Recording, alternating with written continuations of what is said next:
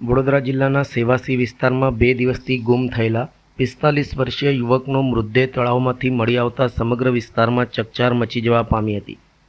સેવાસી મંદિર પાસે આવેલા તળાવમાં મૃતદેહ તરતો જોવા મળતા સ્થાનિક લોકોએ તાત્કાલિક પોલીસ અને ફાયર બ્રિગેડને જાણ કરી હતી।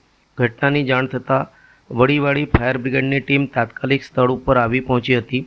ફાયર બ્રિગેડના જવાનોએ તળાવમાંથી મૃતદેહને બહાર કાઢી તાલુકા પોલીસને સોંપ્યો હતો।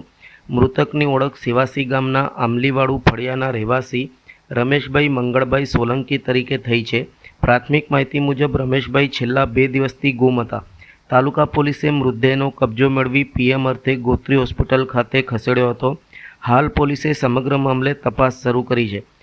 મૃત્યુનું ચોક્કસ કારણ પીએમ રિપોર્ટ અને પોલીસ તપાસ પૂર્ણ થયા બાદ જ સ્પષ્ટ થશે। મારું નામ છે પોલીસ કોન્સ્ટેબલ અરવિંદભાઈ। આજે 8 વાગ્યાના અરસામાં પોલીસ સ્ટેશન ફોન આવેલો અને એમને જણાવેલું કે ભાઈ સેવાસી ગામ છે, ત્યાં તળાવની બાજુમાં એક ડેડ બોડી પડેલી છે। એવો ફોન આવેલો। પોલીસને અમને જાણ કરતાં અમે તાત્કાલિક સેવાસી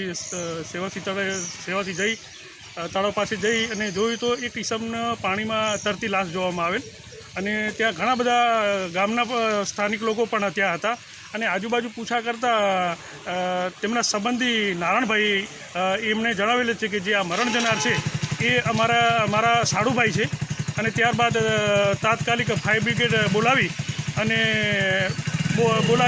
આવતા આ ડેડ બોડીને ફાયર બ્રિગેડ તથા ગામના બધા લોકો થી તળાવમાંથી બહાર કાઢી અને હાલ ડેડ બોડીનું પીએમ કરાવવાનું હોય ગોત્રી હોસ્પિટલ લઈ જવા તજવીજ કરી